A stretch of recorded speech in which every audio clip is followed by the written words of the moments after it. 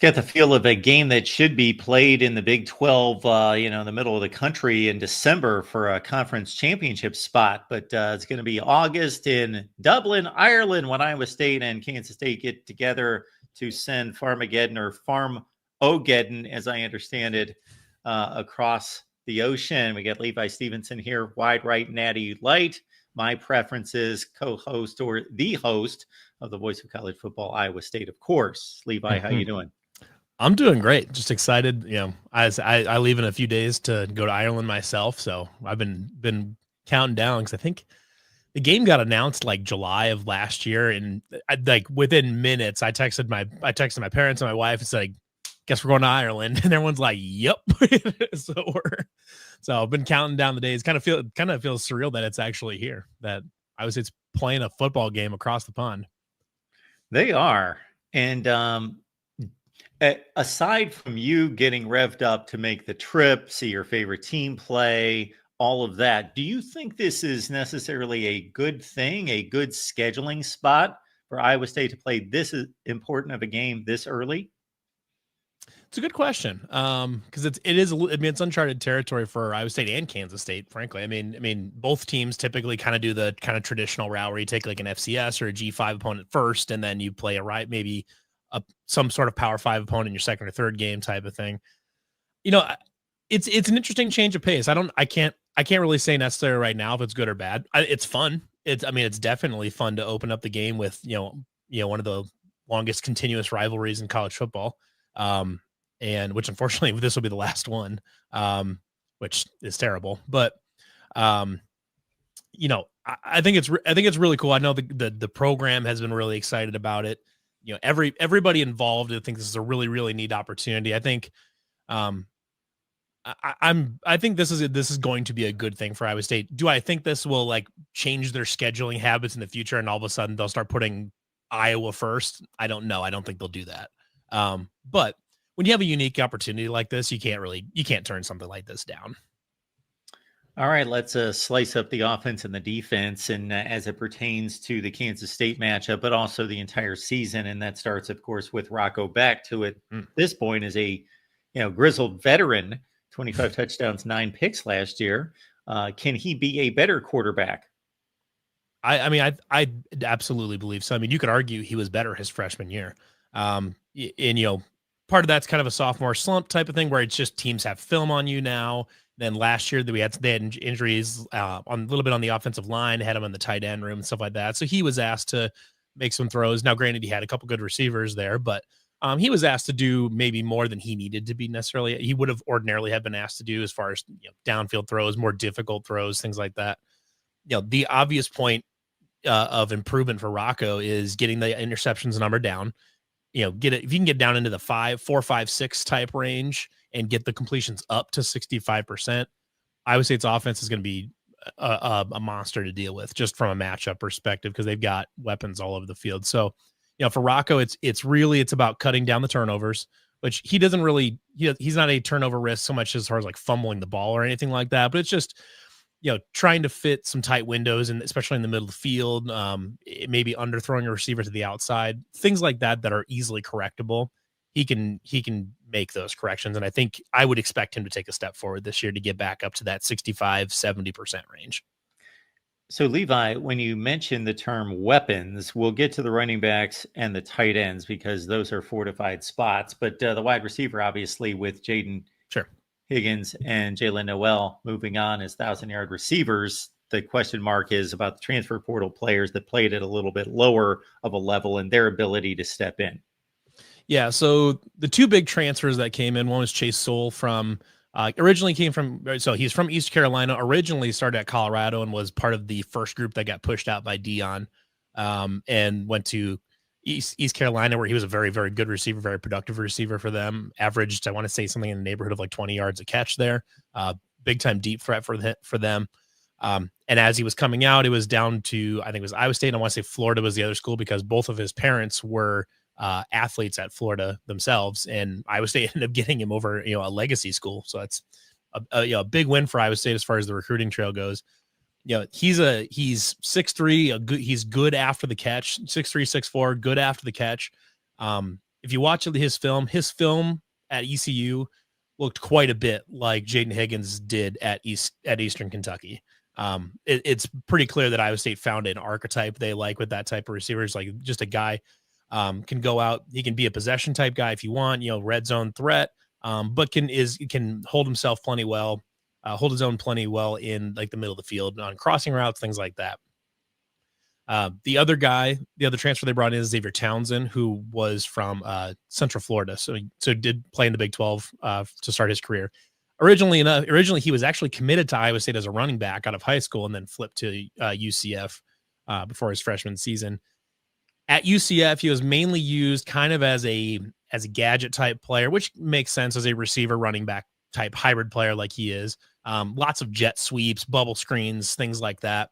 But he's a big time athlete with elite top end speed that I think they will try to use him essentially identically to how they use Jalen Knoll. I'm in my evaluation of their film, Iowa State's intention here is to essentially replace Higgins and Knoll with Soule and Townsend basically as 1-for-1 replacements.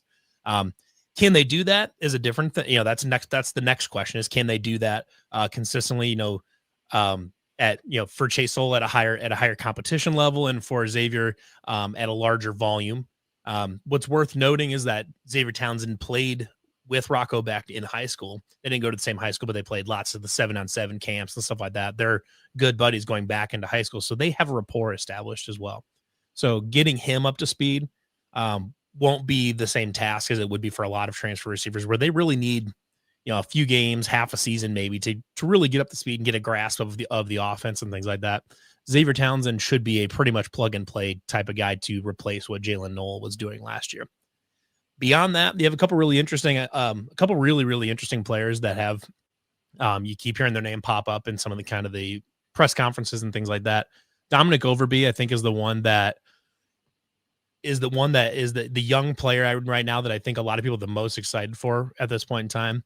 He's a redshirt sophomore this year, just played in his redshirt games last year, but he's 6'3" and was a long jump champion in the state of Utah his senior year, and ran a sub 11 100-meter dash at 6'3" or 6'3", 6'4". So he's a big time athlete, very much in the mold of Jaden Higgins, or if you remember Hakeem Butler back in the day, those kind of the really, really high end athletic types that are big bodied receivers. He's a guy that if he's been working on his craft as far as his route running, making sure his footwork and stuff like that are in the right order, he's a guy that absolutely can be, a really big problem for defenses, especially going over the top and things like that with his track speed, essentially on the outside at that size. He can cause a lot of matchup problems. Brett Eskelson played a bunch last year as well as a true freshman. He'll get a bunch this year. Kind of your classic, possession type receiver out of the slot. He's like 6 foot, pretty much classic route running type possession receiver that you can think of. Every team's had a couple of them. There's a number of other names. Eli Green was a transfer from North Dakota State before last season. Played well for a couple games, then was dealing with shoulder injuries for a lot of the season, so he didn't play. But there's a lot of people in the program that are very optimistic about him. So in the end, it's not necessarily about replacing just Higgins and Knoll. It's about recreating their production in the aggregate. We're rebuilding Jason Giambi with a bunch of nobodies type of thing. But I would say it's got some really nice names and some really nice athletes to replace there. So the preseason coverage of this room specifically has been very frustrating, because the one line scouting report on everybody from the national writers for Iowa State this whole season is like, well, they lost 2 NFL wide receivers. Guess they're just going to be mediocre. It's like, that's not how it, maybe it's how that is absolutely how it used to be. No question about it. However, we are well beyond that, where Iowa State can consistently have talent in that room. They've demonstrated an ability. Everyone, you lost Alan Lazard, you replaced him with Hakeem Butler. You lose Hakeem Butler, you replace him with Xavier Hutchinson. You lose Xavier Hutchinson, you replace him with Jaden Higgins. The staff has a long track record at this point of finding good receivers for their quarterbacks to throw to. And I have no reason to doubt that Chase Soule, Xavier Townsend, Overby, Brett Eskelson, Carson Brown, Eli Green, any of these guys can step up and fulfill that role. And Levi, that extends to a good tight end room. Absolutely. The tight end room is maybe the deepest and just kind of best overall group on the entire team. Um, he's dealt with it. He dealt with a bunch of injuries last year, but Ben Bramer, when he is at his best, when he is fully healthy, is arguably the best tight end in the conference, and frankly, he's a Mackey Award type candidate tight end. And he's athletic enough that they will split him out as like a slot receiver at times. It's just as a big bodied slot receiver to to make some poor safety cover him in the middle of the field. So if he can stay healthy, you also have him behind him, Gabe Burkle, who was very, very good for the second half of the season, had a really, really good Pop-Tarts Bowl against Miami. That two-headed monster right there is a nice callback to the days of Charlie Kohler and Chase Allen and Dylan Sainer. And behind them, you've got Cooper Alexander, who is a very highly touted tight end coming out of Oklahoma 2 seasons ago, who Iowa State stole right out from underneath the Oklahoma Sooners in that recruiting battle. So you have three receiving threats out of there that you really, really, really like. Behind them, though, you've got Tyler Moore, who's kind of the next heir apparent to the H-back spot at Iowa State, which has had a kind of a long run of success here under Matt Campbell, with Steve O'Klotz and Sam Seenbuckner and Dylan Sainer and a bunch of other guys that the outside world doesn't know who they are, but those were the guys that made Dave Montgomery and Breece Hall and everybody else, made them their money, helped make them their money in the NFL. And you've got, even behind him, you got Trip Walsh and Keaton Roscoff. This tight end room you'll probably see at least 6 tight ends get snaps, get snaps in most of the games this season. You'll see at least Bramer, Burkle, Alexander, and Moore every single game. And Trip Walsh and Keaton Roscoff just kind of where it makes sense type of thing. Absolutely, I think you can expect the offense to look very similar to like what we saw with the Brock Purdy, Breece Hall, Charlie Kohler, Chase Allen offense of like the 2019 to 2021 era. As far as just kind of schematically what it looks like, because your personnel is very similar to what it was of that era, though you have probably more running back depth than you did then. And because Rocco Becht is as good as he is, has the mobility factor, is a gamer, and now has the experience factor coming into another starting season, this K-State defense probably not quite up to the standard last year. They weren't awful by any stretch. It was a decent defense, but maybe not up to standard, and they lost quite a bit of experience in certain areas, the secondary in particular. Do you have concerns on the defensive side of the ball? Well, the irony is most of the problems the defense had was the secondary, and they had 2 draft picks play back there. They blew a lot of coverages, a lot of, particularly like the Tulane and Houston games, you'd see them and everyone's playing zone except one guy's running with the receiver and the whole area of the field's open. So they just had a lot of communication breakdowns on the back end of the defense. They've rebuilt a little bit back there. And it just comes down to, did they go get guys that are going to be more aware of everything going on around them, or is someone going to get them lined up right every time? Because that wasn't happening. And maybe that's Gunnar Maldonado, who comes in from Arizona. He's been coming back from a knee injury, but we'll see, what his status is for Ireland. But yeah, I think the front of this defense should be really good. They got 2 incredible linebackers, a room of defensive ends that honestly, there's 7 guys for those 2 spots that are going to rotate through and play quite a bit. They're really loaded at that spot. So if the back end of the defense can hold up its end of the bargain, I think this is going to be a really good defense. But that was true last year, and they did not do that. Please like and subscribe, everyone, here at the Voice of College Football. Appreciate you being here. We go live Monday through Saturday, 10 Eastern. And that means 10 Eastern or post-game if there's a good ball game on Thursday, Friday, Saturday. Tim Fitzgerald joining us from PowerCat 247 Sports. I don't hear much about this these days with the Super Bowl, but you and I are old enough to remember back in the day when leading into a Super Bowl, there was a lot of talk about, well, one coach is running a boot camp and these guys can't be on Bourbon Street past 9 o'clock at night, and then this other coach is letting them loose and letting them go until maybe 2 days before, and then there was this, who's uptight, who's not, that sort of thing. Well, I don't think we really need to be concerned with that in this situation, but there is a difference in preparation, traveling all the way over to Ireland, playing in unfamiliar territory. The whole deal gets messed up, and these guys are obviously creatures of habit. So has anything been stated by either head coach concerning how they might approach this one a little bit differently? Well, here's the two things I find interesting about what Kansas State's doing. I think they don't fly over till next Wednesday for a game on Saturday. And I imagine young guys can acclimate a little bit better than my old bones, but I probably would want to go in earlier. But then again, they want to get in much practice as they can on familiar territory.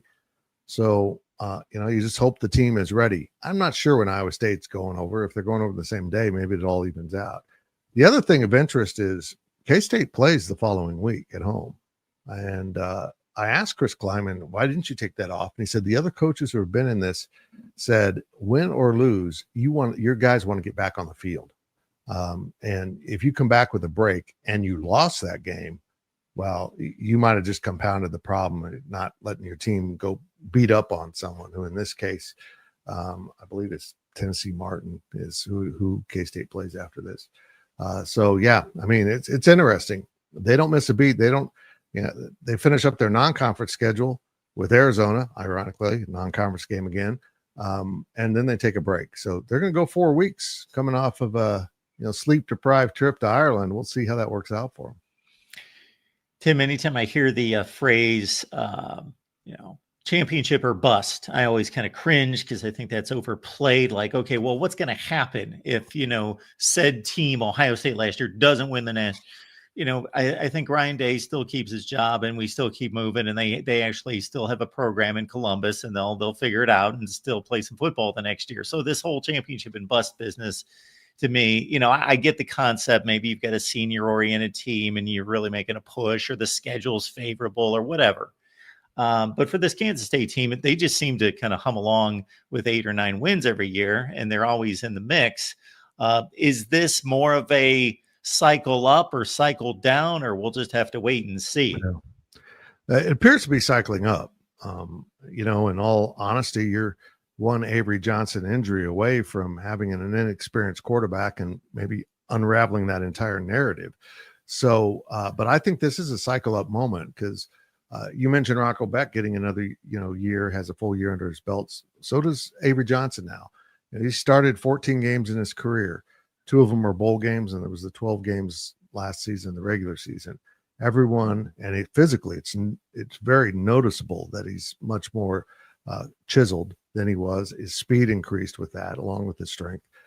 But K-State just needs to go take care of this and get back home, and we'll see, win or lose, how this impacts these teams going forward. Because again, I think these are both really good teams. Carson Hansen and Abu Sama make up a beautiful little thunder and lightning duo for Iowa State. Carson Hansen really especially came on towards the end of, towards the middle to end of last season, really started to come on as kind of I don't want to use the term lead back, because these are a 1A, 1B type of situation. Abu Sama was kind of he was the first back on the field against North Dakota last year, but those two, it's really truly a 50-50 split of the starting role with those two. But Carson Hansen is your classic kind of north-south, just get the ball upfield type of back. He's more than happy to put his head down and run through an A gap and hit a linebacker in the chest and fall forward for 4 yards over and over and over again. They're more than happy to use him on goal line situations. He is the pile driver through the middle, in between the tackles for Iowa State. Then you combo him with Abu Sama, who is got game-breaking speed. He is, his career up to this point was a little inconsistent last year, and that's the point. That's a place where he needs to get better, especially at finding his running lanes and following blockers and being more patient, finding the right running lane, things like that. But if you can get on Abu Sama in space, he is a big problem for defenses. We saw it against 2 years ago against Kansas State and BYU, where he just went off for 250 yards. I think 249 yards against Kansas State and 4 touchdowns. his career up to this point has been defined by explosiveness. So he's your guy. You stick him on the field, and he can take it to the house on any given carry. Basically, the challenge for him going forward for this season is to become more consistent and be, where he can be the every down back if you need him to be, type of thing.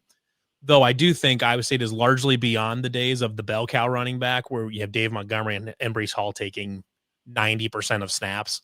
They're probably beyond that just because it doesn't really make sense to do that when you have a deep running back room like Iowa State does.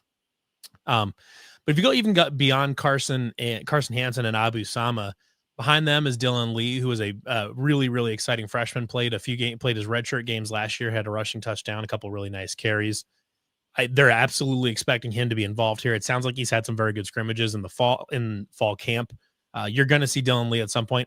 How much will depend on, how Carson and Abu are running the ball, how well Iowa State is running the ball just as a team. But you'll probably see Dylan Lee. You could definitely see him on goal line situations. The fun name here that I'm going to toot my own horn a little bit. When I did my recruiting primer back in my signing day primer back in December, the guy that I picked out of this class was River Peppers, spelled Ryver, River Peppers. He's out of Independence, Missouri, so the Kansas City area. And I watched this film and I was like, holy cow, this kid, I mean, he's got, I try not to use these superlatives too much, but his high school tape does look a lot like David Montgomery's. I'm sure that's intentional on the part of the Iowa State staff, but it's guys that run really hard. They break tackles. They're elusive in tight space, but he's got, in high school anyways, he had a lot of really nice breakaway speed. I don't know what his workload looks like early in the season. I don't know if he's going to take a single snap against Kansas State. Maybe we only see him in redshirt games. Maybe we see him only on special teams a few games. I'm not sure exactly what his workload looks like right now. But River Peppers is a name to keep an eye on for the next 3 seasons at Iowa State at minimum, because he's a really, really exciting back. And it wouldn't shock me if, like, one time they run out with the split backfield with Hansen on one side and River Peppers on the other. They have Hansen basically as kind of an old school fullback, just as a lead blocker on a buck sweep type of thing, coming around the edge, and then Peppers falling right behind him. Would not shock me to see something like that. So it'd be interesting to see if they use him or not. But I think he's going to be a really exciting player. And I'm tooting my own horn because I was on this about 6 months, 8 months ago or whatever. And then in spring practice, another Iowa State site or whatever brought up, he's like, oh, I've heard River Peppers has been really good. It's like, I knew he was going to be good. I said this 3 months ago.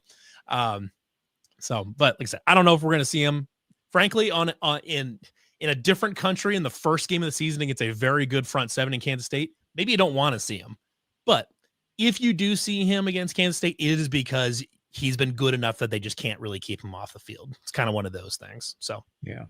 Exciting times in the running back room. So you pegged him early, and it's a name to remember, and it's an easy name to remember. Absolutely, River Peppers. Yeah, that's cool. If he becomes a star, it just it flows. It gosh, feels and right. the branding opportunities are infinite.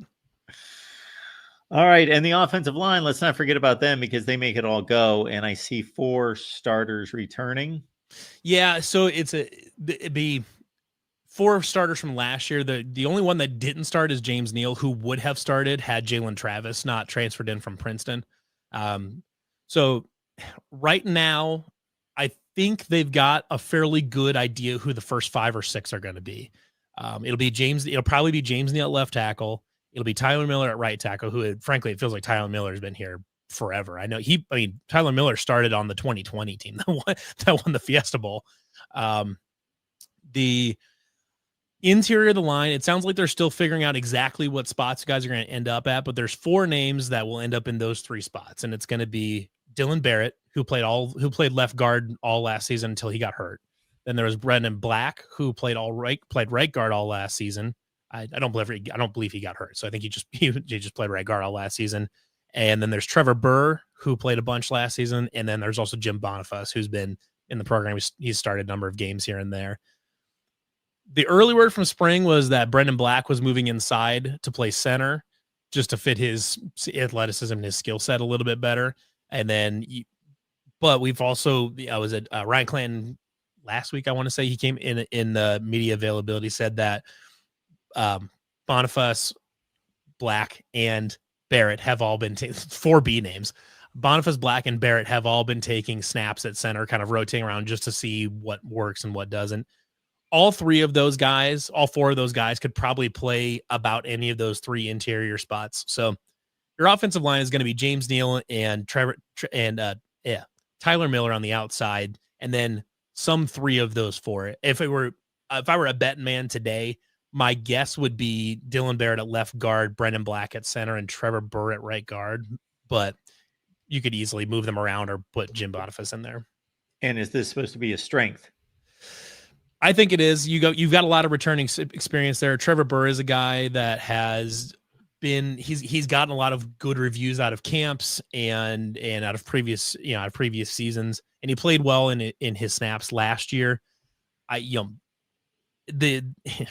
The offensive line is a little bit of a meme in the Matt Campbell area. It's like, oh, this could be the best one yet. This could be the best one yet. And then they're like, sometimes they're good, and then sometimes they're not. It's been very, very inconsistent. I think this room has been, the only thing maybe stopping Iowa State from being a perennial 10-win team versus like a once in a while, that type of team.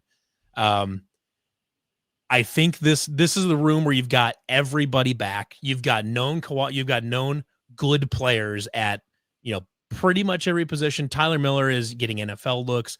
Brendan Black, I know, was very highly sought after in the transfer portal from a lot of SEC schools. Dylan Barrett came over from Wisconsin, a program known for having good offensive lines, and he played well last year as well. Jim Boniface and Trevor Burr both have been in the program for a while and have shown flashes of being very good. As it has been the last 5-6 years, the narrative here is, in theory, the ceiling is good. The ceiling is high, but they've got to put it all together. They've got to be consistent. So right now, I'm going to say it's neutral. I'm going to say it's a net neutral for right now, but I think the ceiling absolutely is they could be a really nice net positive for the program, for the offense. Levi Stevenson breaking down Iowa State for us. And of course, the Cyclones get to the field early in week 0 against Kansas State over in Dublin. Levi will be there, and you got to catch him on Tuesdays here at the Voice of College Football, Iowa State. The show's at 8 Eastern, 7 Central.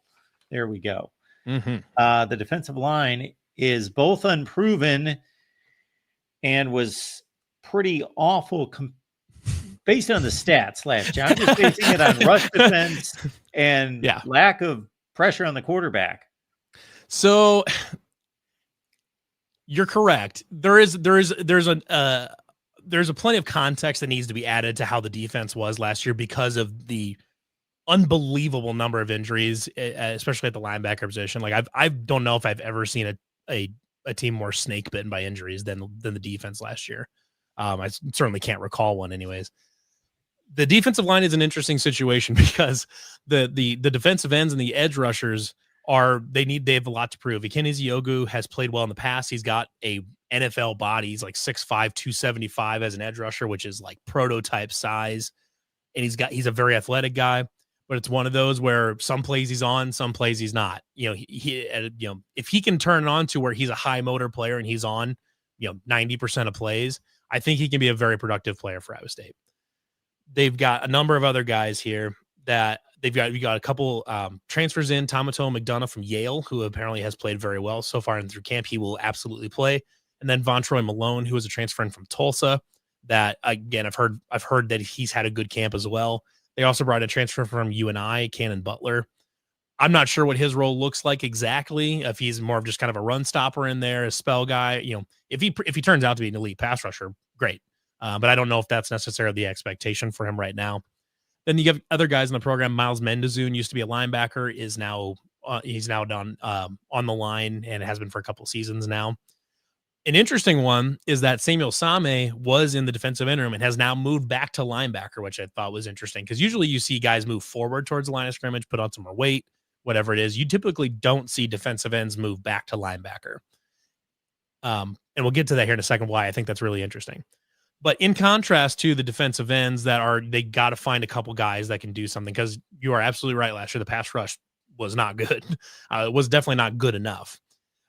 In contrast to that, Iowa State's nose tackle, Dominique Orange, is one of the best in his position in the entire country. And And I would argue in basically every game Iowa State will play this season, he will be the best individual football player on the field at any given point. He is an unbelievably good defensive tackle. He is a disruptive force in the middle. He's one of the, in a three down defensive set, your nose tackle is mainly meant to be there just to eat up a double team, close up the gaps, let your edge rushers in, let your linebackers come in and those are the guys wrapping up the quarterback. Dominic Orange is like routinely splitting double teams. He's plowing over guards and getting to like putting pressure on the quarterback as a nose tackle, which is pretty remarkable. And that's at him being an overweight nose tackle. He came in at like 370. I think he played last year around 340. From what I understand, he's closer down now to around the 310, 320 mark. So he's slimmed down quite a bit. He was already quick at that size. So I'm expecting a big year for Dominic Orange. I think he's going to be a first team All Big 12, maybe an All-American type. I mean, he is going to be the best football player on the field most games that Iowa State plays among both teams. So you have a dominant force in the interior defensive line, but you really need to get guys on either side of him that can do something. If it's they can eat up if they can eat up a couple attack on a guard and let Dominic Orange come free on a single on just one guy blocking him. However, that needs to work. But we'll talk about the linebackers here in a second, I assume, because that's where the other chunk of this comes into play. No, we're going to stop right there. No secondary talk, no linebacker talk here at the Voice of College Football. We hate this is an anti-linebacker channel. The anti-linebackers channel. Well, it would have been a good thing to kind of dismiss that position last year because, like you say, really hit with injuries. But sometimes the good result of that the next season for some teams is that guys step up and they have to play, and then the veterans that are hopefully healthy the next year, and then you got this really good unit. Yeah. And that is precisely what has happened with Iowa State. You only lost, I want to say 2 linebackers to transfer, and they were already fairly far down the depth chart. But just to illustrate this for everybody, how bad the linebacker injuries were last year. So your number one guy that was projected to be the star of the unit, Caleb Bacon, goes down on the second play on like the second drive of the North Dakota game, the first game of the season, with a broken leg. And Will McLaughlin, your other star linebacker, is not playing yet because he's coming off of a back injury. And then now you have a redshirt sophomore, a true freshman middle linebacker, and a true sophomore outside linebacker starting. By the end of the season, Iowa State had started 12 different linebackers because the injuries were so bad. Once you get to the Kansas game at the early part of November, you had Cooper Ebel, who was a redshirt sophomore, who we found out later was playing with a separated shoulder all season himself. You had a redshirt freshman walk-on middle linebacker who was started the season 4th on the depth chart, and you had Bo Goodwin on the outside, who was a true freshman linebacker that started out 4th at his spot. I'm not kidding I'm not exaggerating when I tell you that Iowa State was playing with a scout team defense by the time November started to roll around, which makes it even more remarkable that they were able to do what they were with the Big 12 championship and win the Pop-Tarts Bowl and all that. They were doing it with what amounted to a scout team defense because they were so banged up by injuries. However, now that you return basically everybody, you now have 12 linebackers in the room that have started games in Big 12 play. How many teams have ever been able to say that they have 12 starting linebackers in their room? It's a really unique situation for Iowa State, and I think it's a situation where you're just trying to figure out what this rotation is going to look like because you've got a lot of guys that have proven themselves to be good players and Big 12 worthy linebackers in that room. So you got to figure out how you can best take advantage of them. Just yesterday, we recorded a podcast that we do for Wide Right called Down the Pipe and Natty Light. I do it with former receiver Marchie Murdoch and former linebacker Jordan Harris. And Jordan and I had a good discussion about this, about how, what do you do with 12 linebackers? We both came to this conclusion. You find your first 6. You find 2 kind of main platoons, and then you have other specialist guys that you put in someplace else. So I believe the first 3, your first platoon, I think, is going to be Caleb Bacon off the edge, coming off, what was a very good 2023 season, and obviously broke his leg early in the season.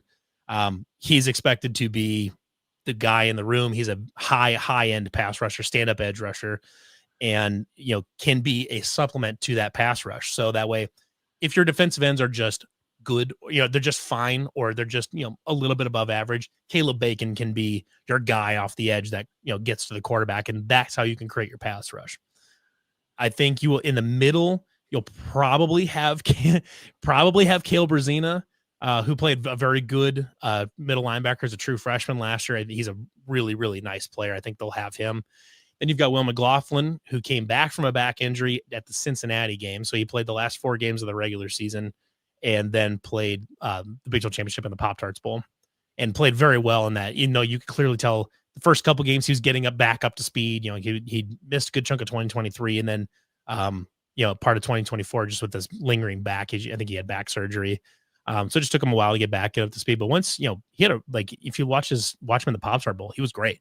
You could tell he was 100% back up to speed and everything like that. So, coming into that season, you expect him to be there. Cooper Ebel is right there. This is the quandary you run into because Cooper Ebel is probably the best linebacker last year, but he shares a position with Caleb Bacon and Will McLaughlin as an outside linebacker. Now, granted, everybody in that room is learning all 3 spots, but what do you do with this here? You've got Caleb Bacon, Caleb Brazina, Will McLaughlin, Cooper Ebel, and then Carson Willich was supposed to be the starting outside linebacker last year, but he missed the entire season because he tore his ACL in camp. So they didn't even get to see him last year. And then you've got behind him, after you kind of get those guys, you have a bunch of really nice specialist role player types. Bo Goodwin, as I mentioned earlier, he played a lot last season as a true freshman. He's a nice stand-up edge rusher off the edge. He's like 6'3", 240, a nice agile linebacker. He's a good athlete. If he trimmed down, he probably could play safety if he trimmed down, but I think they'll probably keep him closer to the edge and put a little weight on him. Zach Lovett didn't play a lot last year, but he played a bunch in 2023 and was kind of a QB spy specialist. So if I was safe playing against a mobile quarterback like an Avery Johnson or a Jalen Daniels, you could absolutely see Zach Lovett in the game as their spy specialist, maybe on like a third down or something like that. Rylan Barnes was the walk-on middle linebacker last season. You can bring him in to spell. You can bring him as an edge rusher or as kind of a run stopper up the middle if you want 2 middle linebackers on the field. There's a lot of names here. I didn't even name everybody. Will Hawthorne was a 4-star linebacker coming out of high school this past season as a true freshman. I would be shocked if he gets anywhere near the field because he's just pigeonholed behind 12 starters. Now if you do see Will Hawthorne, it's because he's the deal. He's the real deal. But we're at the point now where Iowa State might not have the shot at even playing a 4-star linebacker out of high school because the depth is so outrageous. So nice. it's a wonderful position for Iowa State to be in. And that's why if you look at last season's defensive stats, especially stopping the run where they weren't very good, part of it is because you're running, walk-on true freshman scout team guys out there against some of the better running backs in the country last year. RJ Harvey from UCF, Kansas had a very productive running game. Kansas State, when you're running out scout team guys, they're going to give up some yards. It's just how it is. When you consider the drop off for just about anybody in the country, you're talking about guys that aren't going to know the assignments as well. They're not as athletic by and large. That's why they didn't win the job. They don't have the experience. They probably don't have the strength and conditioning at that level. Probably some broken tackles there. Mm-hmm. A number of things that add up. Jontez Williams had 4 picks. He's the number 1 corner. Take us through the secondary. Mark, I got a fun stat for you. Okay. You want a fun stat about Jontez Williams? Love fun stats. Last year, Jontez Williams allowed a passer rating when targeted, allowed a passer rating of 19. Do you know how good 19 is? I do. 39 is your passer rating if you throw the ball into the ground every single play. That is how good Jontez Williams was last year. It was a better idea to throw the ball directly into the ground, to spike the ball, than it was to throw at Jontez Williams last year. So basically the easy interpretation of that is the quarterbacks might as well spike the ball in the ground. Plus, they threw 4 interceptions. That's exactly right. They might as well, they somehow did worse than spiking the ball every play when throwing at Jontez Williams. So he's back. He's the best corner in the Big 12. I'd probably fight somebody about him being the best corner in the country at this point in time, just because of how he graded out. There might be one. I'm sure there's someone somewhere, but I'm sure LSU's got a corner or something like that. But for my money, give me Jontez. But behind him at the secondary spot, I would say secondary was one of the best in college football last year. They were very, very stout in pass defense. You've got Jontez Williams, which functionally eliminates a third of the field, which is a great news. Behind him, the safety situation, you lose Bo Freeler and Malik Verdon, 2 very good players. Bo is an all-time player. Bo is an all-time Cyclone. Just it broke my heart because the fun thing about funny thing, I don't know, whatever you want to call it, about Bo Freeler is that before the 2024 season, he was advised to medically retire from football because his shoulders were just gone. That's why he's not playing in the NFL, didn't even try to make it in the NFL because he would have never passed a physical. But he played every single snap of every single game or every single snap, or basically every single snap of the season until I want to say it was the second quarter against Miami, and he tore his ACL on his very last game after being an Ironman for his whole career. About made me cry because he was just, he didn't deserve to go out that way, but they won the game, and that's what matters. But you lose Bo Freeler. Malik Verdon was a big-time free safety back there for Iowa State, big-time run stopper, big-bodied safety, but had plenty of his own injuries problems. In the Big 12 championship, he was basically playing with like a robotic arm because the brace on his right arm was so big. I mean, it looked like a Terminator arm on the right-hand side. He just wasn't the same play he was allowed to be. And then you got Jeremiah Cooper back there, who is about the only one on defense that seemed to stay healthy through the whole season beside the corners. And he was an all Big 12, all American type player. His first 2 seasons last season took a step back. He wasn't bad, but he was just not the all American safety he had been previously. And there's probably a lot of reasons for that. Part of it is just his own play. He just didn't have a good season. Part of that too is also the safeties were in charge of covering for those really, really young linebackers in a lot of situations, which at times, forced them to give up a deep pass or something like that because they were worried about a linebacker blowing some coverage or, missing a run gap or something like that. Back there, you've got Jeremiah Cooper is going to be back. Tayshaun James played a lot towards the end of last season, had a really, really nice Pop-Tarts Bowl, had a peanut punch against Miami, and did a nice job. He appears to be kind of just the next good Iowa State safety that's just back there and just does his job, which Iowa State has had tons of those now where they just do their job and they're just pretty good at it. The other one here is Jamison Patton, Ankeny native. He's played a million snaps. He hasn't really started much for many games. I think he's started a few, but mostly been a backup to Bo Freeler or Malik Verdon or whoever they need him. He'll be the starter now. He's the veteran of the room. I have full confidence that he will just be a very good safety for Iowa State like he has been his whole career, just playing more.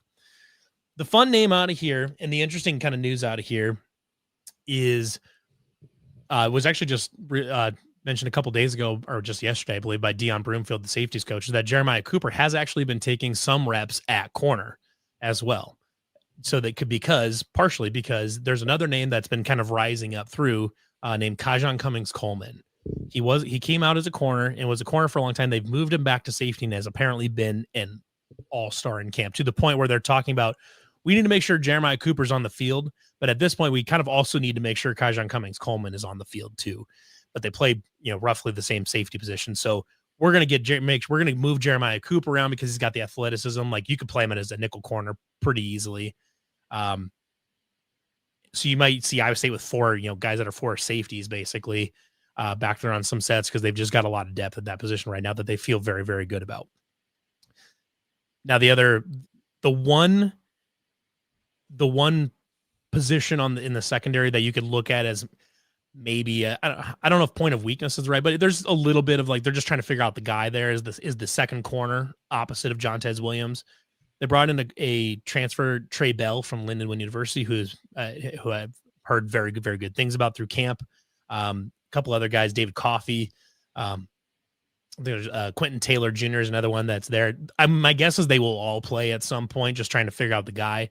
So it's not necessarily a matter of, that second corner is going to be a massive weak spot. They're just trying to find starters for that pretty much at that spot. But really, I mean, in the end, you're replacing some guys that played a lot of games, played a really, really, really good football for Iowa State. But my message to you is that until John Haycock gives you a reason to doubt his secondary, there's no reason to doubt his secondary. For the record, Phil Steele has Jontez Williams on his third team All-America list. So he has him as the fifth or sixth best corner. Yeah, he's absolutely deserving of that. Yeah. First team All Big 12. Yeah. All right. Since the matchup is Kansas State and Iowa State, we will leave it with this, Levi. We're talking about teams that are right in the same ballpark in regards to very comparable teams for 2025. We would think, even though Kansas State seems to be getting a little love as the 3.5-point favorite, last I checked, and more top 25 votes, they're kind of safely in that 15 to 20 range. And obviously the programs mirror each other in certain aspects, certain ways, very much. So if there's one place where you think Iowa State can take advantage of Kansas State, where they have a significant edge, or vice versa, where you're concerned going into this matchup, and I'm sure you're going to do a little bit more research on the Wildcats coming up, but at this point, where are you hopeful to take advantage versus somewhat concerned? So I'll give you one on each side of the ball. I'll give you two on offense and one on defense. I know you said one thing, but that's not how my podcast worked. One, Avery Johnson is a bit of a turnover machine. He in about 80 fewer attempts than Rocco Beck last season threw an extra pick.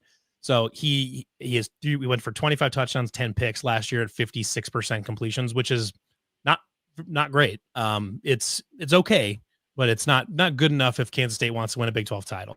And right now you're going to be asking him to throw into a very experienced linebacker group and a very experienced secondary. So if Iowa State can bottle up the run a little bit and force Avery Johnson to beat Iowa State with his arm, I think Iowa State likes that matchup quite a bit, because I think they assume he'll give them the ball once or twice. The other part on offense, the interesting wrinkle here too, is that Kansas State will be down their starting left tackle, George Fitzpatrick, who was a transfer from Ohio State. He will not be playing in Dublin. So for a Kansas State offensive line that's already shuffling personnel, they're trying to get that in order. They lose the guy who's probably going to be their best, individual offensive lineman for most of the season. He's not going to be playing. And to me, if I'm John Haycock, I'm using that every bit to my advantage.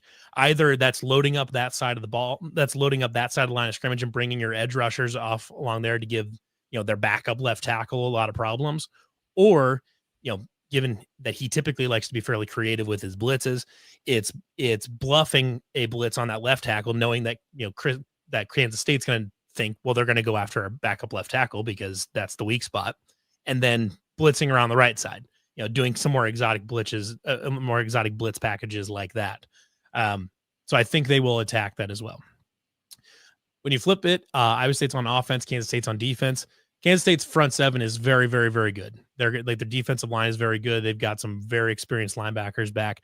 However, their secondary is not nearly in the state that their front seven is. They were pretty bad last year, and they've brought some transfers in, but nobody that moves the needle a lot. That makes me think that they're going to make this massive jump in the secondary. Iowa State was able to burn them in the passing game pretty regularly last November. And I think Taylor Mauser is probably the most aggressive Iowa State offensive coordinator we've had since, I don't know, ever. He likes to throw the ball downfield when he knows he has targets. I would be surprised if we don't see a healthy dose of guys like Ben Bramer on going up the seam, trying to challenge those safeties, because Ben Bramer himself is already enough of kind of a matchup problem. But I think they will see that Kansas State secondary and be licking their chops a little bit, being able to send, a 6'6" tight end that runs, like a receiver, basically, right up through the middle of that and cause a lot of problems, get Xavier Townsend on jet sweeps, or get him in, tunnel screens, whatever, however you can get him the ball in space. I think Iowa State will be looking to cause a lot of problems, especially downfield for that Kansas State secondary. Kansas State, Iowa State should be a fun one. And as Levi and I discussed before we started to record, we cannot think of a more prominent, more important, most likely, we don't know what the season's going to hold, especially in the Big 12, but most likely the most important game we've seen in week 0 for maybe ever, going back to those big kickoff classics of the 1980s and 90s. Left tackle George Fitzpatrick, a Ohio State transfer, came in for the spring and locked down that left side of the line. And K-State felt really good about it. Well, right before practice started, in the final days of off-season conditioning, something happened. We don't know what the medical incident was. He is back at practice, but not practicing yet. They expect him to return, but they don't know when. He certainly won't play in Ireland. But the good news for K-State is young tackle they've had on their roster for a couple of years who hasn't been able to get healthy. John Pastor recovered from back surgery, and it apparently went very well, which is kind of nice to hear for a change. And he has moved into that left tackle spot. It looks like they're pretty darn happy with him. So we'll see what happens when George Fitzpatrick returns and who goes where. Well, Tim, this is a better question for the flight back from Ireland, but is this a good thing for Kansas State to be playing this big of a matchup right out of the gate? Obviously, if they can put a win in their back pocket in the Big 12, obviously, and again, I'm asking the most obvious question, but in regards to leading into it, do you think this is a good way to just, jump right in the deep end, right out of the gate? Literally is. I mean, this is a rivalry game known as Farmageddon or Farmogeddon this year. And these two teams get after it with each other. I think if this is a good game, a competitive game, entertaining game, it's a great advertisement for both programs and the Big 12. And that's really the important thing. If the Big 12 can show, look, this product is really good, these teams are good, because both of these teams should be pretty darn good. I think it'll be a huge benefit for both teams, both programs, but mostly for the winner, obviously, because they get to be center stage and have the glory, and I think probably get a giant push into the rest of the season. But that doesn't mean the loser's done. You don't have to Florida State after this. You can get back up and go win a bunch of games. And I've been saying it. I will not be surprised if this matchup bookends the season, and we see it again in early December in Arlington between these two teams for the Big 12 title. Yeah, we have definitely seen bigger brands in this game. We saw Notre Dame several years ago. I mentioned Nebraska a couple times, Florida State against Georgia Tech. That got their season off to a start that we never imagined in regards to the way it was going to play out. But in terms of both sides having what we expect to be championship aspirations, we haven't seen this in conference play. No question about that. And again, Farmageddon going so many miles east, where would you rate this matchup in regards to the rivalries across the country, and with the turmoil of the Big 12 in recent years? I got to think that it's risen to arguably the top of the rung in the Big 12. Well, you would think so. I mean, you've got the Holy War at BYU and Utah and Arizona State. Yeah, games like that. But this is, I believe, the fourth longest continuous series in college football. And honestly, it only has started to really get attention in the last, 10, 15 years when the Farmageddon moniker popped up. Here's the astonishing thing, though, Mark. And one of the bad things about realignment, and there's a lot, is we lose classic matchups. These Oklahoma State, they're not playing anymore. We went through it with Texas A&M. Now it's going to be reunited, but those have been sacrificed at the altar of realignment. The Big 12 has not scheduled K-State to play Iowa State in 2027. So in this era of lost rivalries, the Big 12 is going to take one of the longest continuous rivalries in all of college football and say, we need to rotate around a little more. It makes no sense. And hopefully they can get that corrected because you go 100 plus years playing each other, there better be a damn good reason not to continue that series, and this isn't one. Yeah, for as competitive as the conference is, and for people that just really love watching good football then they embrace this conference. There are a ton of nondescript kind of matchups. When Cincinnati's playing Texas Tech, that doesn't pull on anyone's Right. heartstrings. So why would the conference not look at, okay, we've got to protect these, whether it's 5 games, 8 games, whatever the number of matchups, it's probably somewhere in that 5 to 10 range. We have to protect these. We can mess around with some kind of rotation with everybody else because people aren't going to care if Cincinnati's playing Arizona State or they're playing Houston or they're playing Texas Tech. But we got to protect, especially with the old guard of the Big 12. Exactly. And, when the Big 12 went to this new 16 scheduling model, the only rivalries they protected were in-state ones, which is kind of silly. I mean, you've got some really good matchups that Texas Tech and Oklahoma State has kind of grown into something. And we don't see any protection for these. And I think there's a movement in the Big 12 to have every program have 2 protected series. That they're going to play these every year. I mean, if you're Arizona, you play Arizona State every year, but I don't know, maybe Tech or Colorado or Utah is also someone you want to play on an annual basis. They need to foster these a little bit better than they have. And they've done the opposite, in fact, now with the trashing of this. And you're right. They end up with a bunch of nondescript games because they're, part of the realignment culture and not between. It's not like they added Oregon and they're going to play Ohio State. Let's be honest here. They added Cincinnati and they're going to play Texas Tech. It just doesn't move the needle the same way. But maybe Texas Tech isn't playing one of the Texas schools or an Arizona school or Colorado, Oklahoma State. I don't know. They got to figure out how to have more familiar games within the confines of this conference. We got Tim Fitzgerald on the line from PowerCat 247 Sports. Is an easy place to find, of course, 247 Sports, one of the foundations of college football media coverage. You can catch Tim's work right there at PowerCat. And if I recall correctly, this game was played in the snow last year. Well, that's 3 years ago. The last 2 years. 3 years ago. Okay. When was that? Yeah, the Blizzard game, and then K-State went to Iowa State, and then last year they played again. Iowa State is on a 3-game winning streak here in this series. It's kind of happy K-State's is happy they're getting them early because ever since it moved to late in the season, K-State's been losing to them. So Matt Campbell gets his team organized as the season goes. So we'll see. But yeah, there was an absolute blizzard 3 years ago. I've never seen a game like that. It probably shouldn't have been played. I mean, it was a mess.